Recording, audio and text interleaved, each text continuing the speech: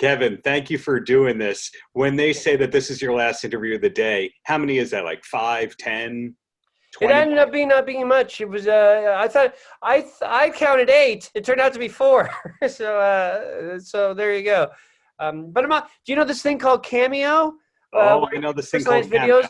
videos to has-beens or minor celebrities.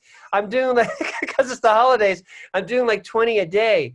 And I don't know if you know my work, but it's like nervous energy. So to be funny, and I go on forever. I seem to be going on forever, like I'm doing now. And say like it's like I'm doing a cameo now. Calm down, Kevin. Calm down. This is an interview. He's going to ask you questions.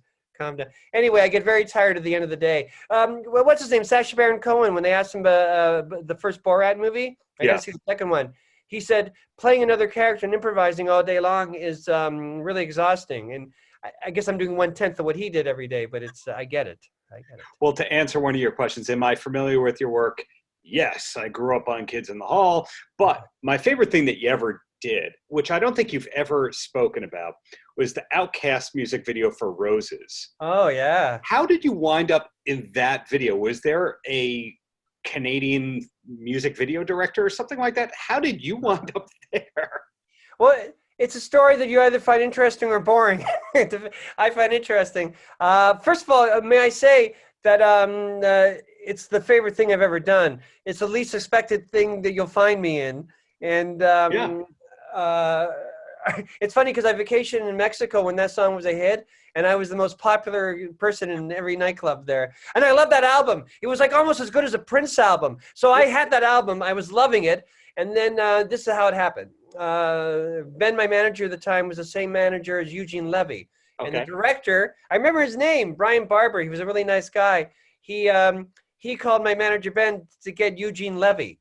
And then Ben lied to him because he knew Eugene Levy would never do something at the last minute for someone that isn't like jazz. So he said, no, but I have one of the kids in the hall. And Brian Barber said, don't even tell me which one. I want to be surprised. Just send him over.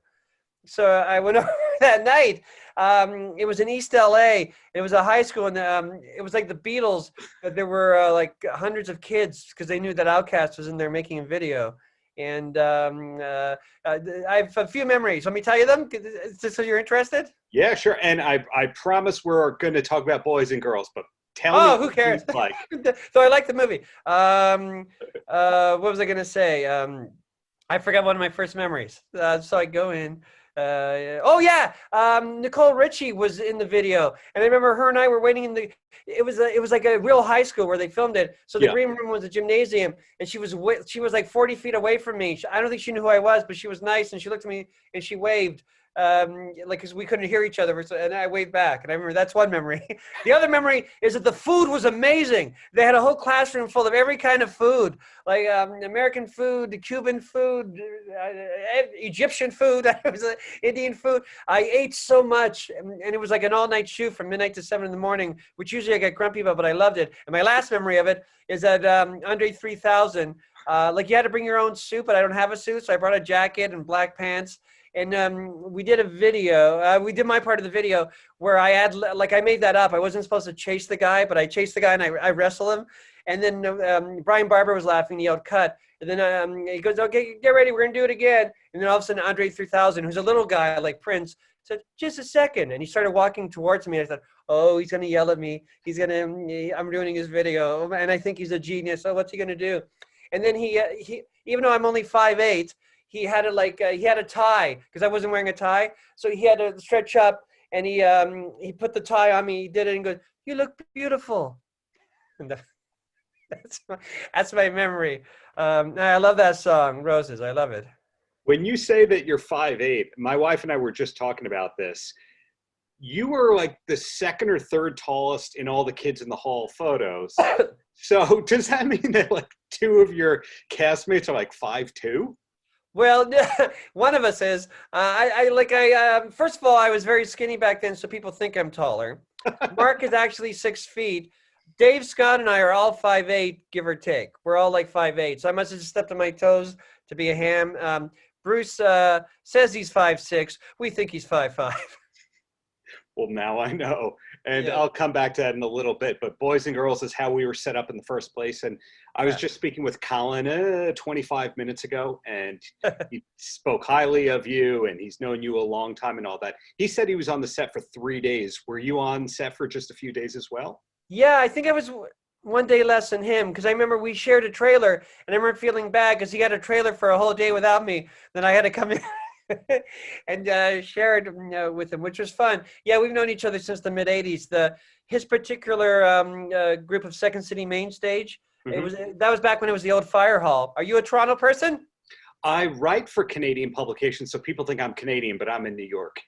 Oh, well then, no, I won't explain details. It's boring. No, you can, because I interview a lot of the Second City. I know who Street Heart is. Does that help? Yes, it does. Okay. Oh, yeah. When Kids on How We're Starting, they had that #1 song. But it was a cover of a Rolling Stones song, wasn't it? It was. So I got to learn all my vernacular of Canadian music roots and all that, and I know who the Guess Who is. And so that's why you can speak to me as a Canadian peer, even though I'm Excellent. not. I'm living in Winnipeg because I met a woman in Winnipeg, so I moved there from Los Angeles, and the Guess Who are the Beatles here. Oh, for sure. Well, they are good, and they're good. I was psyched to totally sidebar. I wrote a piece for the Jewish Journal and included a paragraph about a Guess Who documentary on Randy Bachman. And then he immediately retweets it and goes, "We used to play all the Jewish dances in Winnipeg." And you go, "Oh, okay. He is a nice guy. Thank you. Thank you, Randy." Apparently, he's the nicest guy in the world. I did a gig with him once, and he was in a bad mood with the guy who ran the event. So I only saw him be like mad. But even in a bad mood, when we walked past by each other in the hall, he went like this. The head nod, the reverse head nod. What do you call that? Yeah. No, hi. Hi. I'd be nicer, but I'm mad at somebody else, and I can't get out of that feeling right now. Well, anyway, I got you way off this. You were talking about the Second City Firehouse. Old Fire Hall, yeah, that's the original Second City in Toronto. It actually was an old fire, like the hall, I guess. Anyway, Colin Mockery, when Kids in the Hall were starting as a stage troupe at a club called the Rivoli down the street, they were a really good, they auditioned for each other, but they happened to be a really good troupe. And Ryan Stiles was in that group, and we would sort of hang out. And they were afraid of us, even though we were younger. But we were like, Queen Street is where we're from. The Queen Street part of Toronto, that's the same as Greenwich Village in New York in the early 50s. So we were supposed to be like hipper than thou. And in a way we were. But we loved comedy first, and we knew how funny they were. So we hung out, and they learned not to be intimidated by us. Something I actually don't know about Second City. The Second City Chicago troupe and the Second City Toronto troupe, both big stars came out of them. They're both still doing great. But I found that it was more academic, like there were more Ivy Leaguers that came out of the Second City Chicago. Was that the case with the Toronto as well? I think less so, but I think the reason for that is, being a historian of comedy in the Second City, is that they were like Greenwich Village people in the 50s. They were all intellectuals. Who was in the first troupe? Elaine May, who's one of my idols, one of the smartest people in the world. She could have been like anything she wanted to be, a scientist, a professor, and Del Close. Because it started in a university, I think Second City in Chicago. So they were intellectual types. And then I think even by the 60s, they started being more comedy types, smart in a different way. And then in the early 70s, they opened one in Toronto. So they were following more the lines of what Second City had become. But I don't think it's lesser. It's just, intellectuals started doing it. And then because it was so good, comedians took over. Right. And of course you have those ties, but Kids in the Hall eventually happened. And then I find that there's a lot of people who don't necessarily associate with you with Kids in the Hall, given all the success you've had in the voice acting world. Did that start with Johnny Bravo, rather, where you did that voiceover and that led to all the other work? That was one of the first, for sure. There was one, I did one that was a pilot that never got sold, I forget it. And then I did Johnny Bravo, and then I did Angry Beavers, which was great because that's how I met Richard, who's Invader Zim, who and now we're friends because he's Invader Zim. Yeah, a lot of people just know me from Invader Zim, Lilo and Stitch, and Cat Scratch, like those kind of things. I'm doing a bunch now, but they're not taking off. they're not things that people are going to remember years from now. But not that they're not good. It's just it's hard to like some of the things that are as good as Cat Scratch, I think. But some things take off and some things don't in the cartoon world. I don't know why. But was it the plan? Hey, I'm going to do voiceovers, or did you just get a call? You showed up, you taped it, and more work came. Sort of like that. If I audition for anything, I don't get it, and I don't audition. Oh yeah, cartoons I do audition. Especially now, technically, I got to use my computer, and I don't know what to do, and I cut myself half off. But no, I guess because I have I don't want to say unique voice, like a specific voice. Trademark. Because everyone else that I do voices with, they're like they're the men and women of a million voices. I can do a million voice. I can do one voice. It usually starts off like my King of Empty Promises character will do like this, and then by the end of the sentence, usually I'm like this. And then so they want the that kind of character. I play a lot of dogs who fall down the stairs a lot. I spend a lot of time going ow, ow, ooh, ow, ee, oh. Yeah, I have one voice, and if they need it, they get. So in that way, I guess I'm lucky. But I'm not in the circle of. There's 7 or 8 people that like get the jobs all the time, and because I'm in Winnipeg now, I don't know who the 7 or 8. I'm sure it's changed a little bit, but there's like Billy West was. Do you know Billy West? He was like. Oh yeah, Howard Stern favorite for sure. Yes. Drama. Yeah, Great David Lee Roth impression, I think. Yes. No, he's brilliant. His voice is like so 3-dimensional. It's like it's amazing.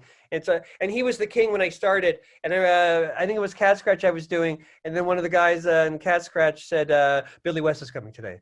Like, he didn't say it, but it was like he was thinking, "Be on your best behavior. Billy West is coming." But Billy West is just like a real guy, like a nice guy. Yeah, he's very soft spoken, but.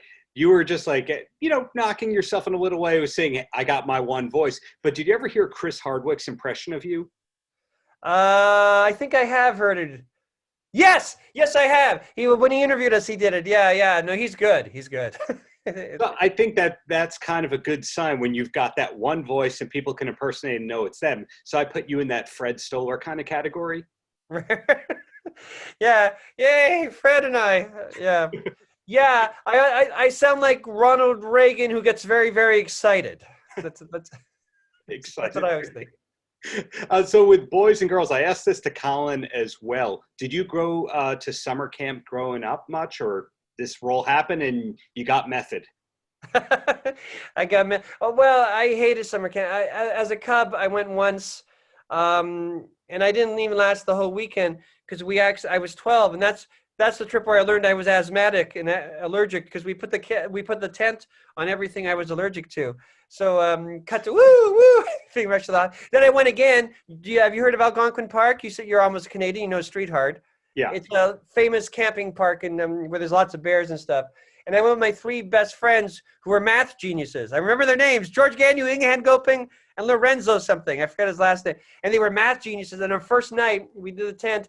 Raccoons ate all our food. So because they were math geniuses, they invented this levy system. They were measuring and they got the food just out. And then, ironically, I couldn't last the whole week there because my mother came early. I couldn't believe she was there. Ironically, I had failed math and had to start summer school for it. So I had to leave math geniuses to go to summer school for me.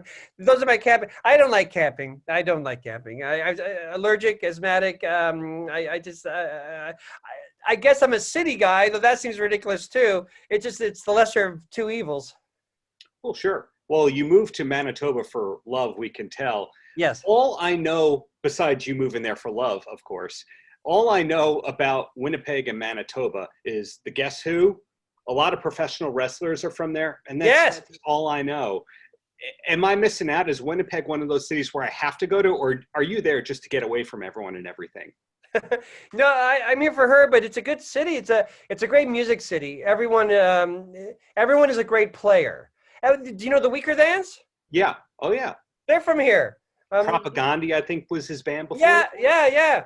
John Sampson, like he's one of the, and his solo albums are good. I should hang out with him more. He's a private guy, and I'm a loner. And when we see each other in the movie theater, we sit together. So it's almost like we've called each other and said, "Do you want to see a movie?" That's happened twice, so that's good. It's in the 80s and 90s. It started a sort of an artsy film kind of community. The directors, the famous one. I'm going blank because I'm aging, and I'm going blank. He's a Winnipeg Guy Madden. Oh, okay. Mark McKinney starred in one of his movies, and I did a small part in one of his movies because I was here. And John Pays, who did great kind of weird comedies in the 90s, we hired him to direct some stuff that was like silent comedy, like Mr. Heavyfoot, one of our scenes, Mr. Heavyfoot, and things like that. So I think it's still a bit of a film community, but it was sort of like a scene in the 80s and 90s, Winnipeg.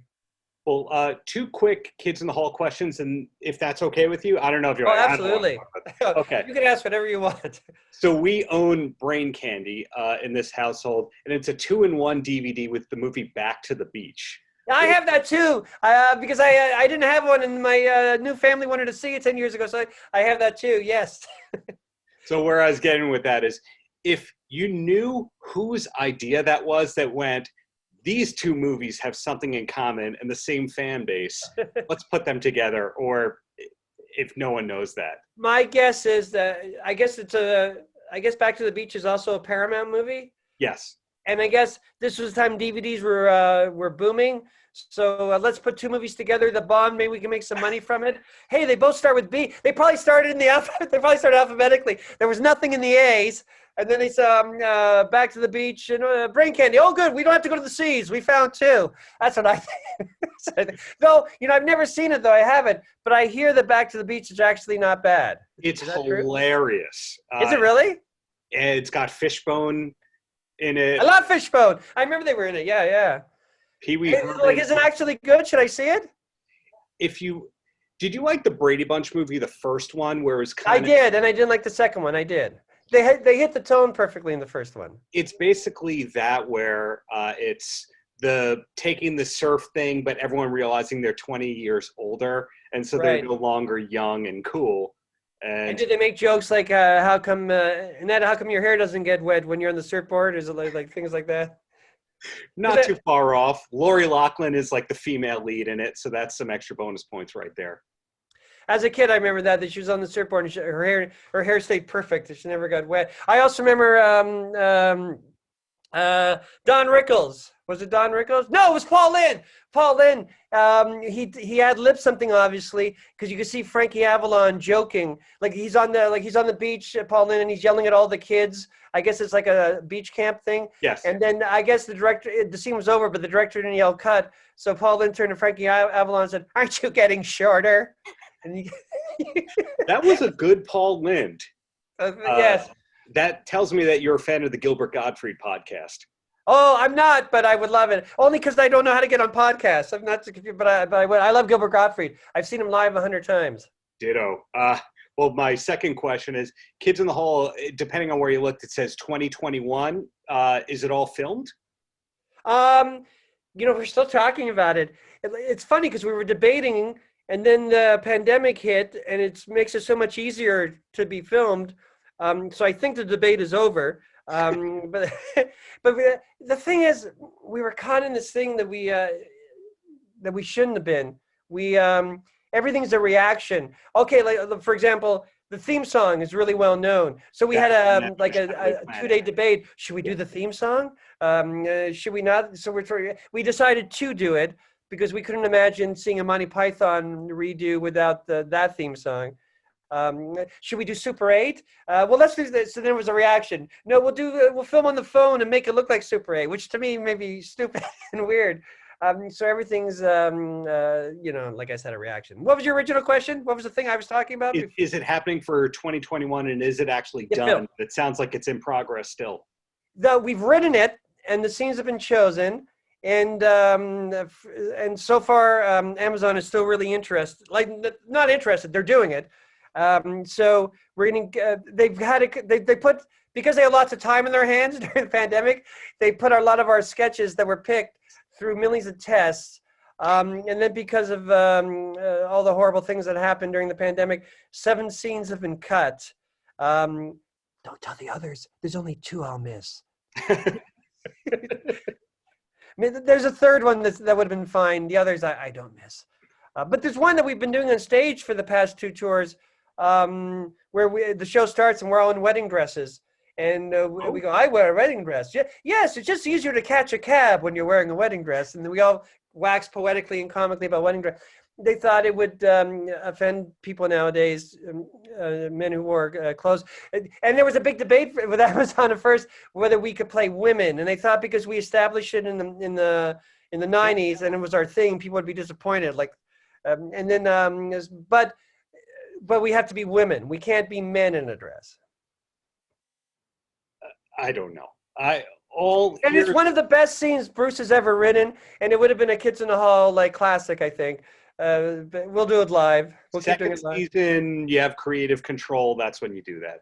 That's the answer. Yeah. It's different times. In the 90s, HBO, they never visited us. And Lorne Michaels was busy Saturday Night Live. We got to do what we wanted. Very little was edited. Also, it was HBO. And what was their mantra in the 90s?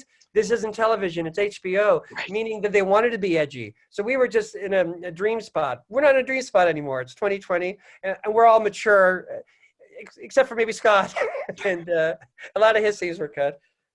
Well, I'm looking forward to seeing whatever comes out when it comes out. So my closer, besides C... It's on in the year. It's coming on in the year, December. They said December 20. But ask your boys, girls question. Annie's listening. Boys and girls, besides See That, it's great. We love it. Great cast. Besides that, any last words for the kids? It's funny, and I'm not lying this time. I would lie for other movies I've done, but I would never say I'm not lying. It's funny. I think you'll have something identified with, even if you don't go to summer camps, relationships between boys and girls.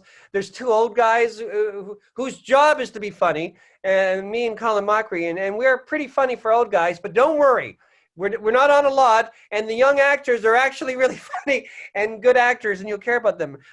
I'm not ashamed of this movie. This is a movie I'm not ashamed of. I even like it. So young people, please watch it. I don't think you'll hate me.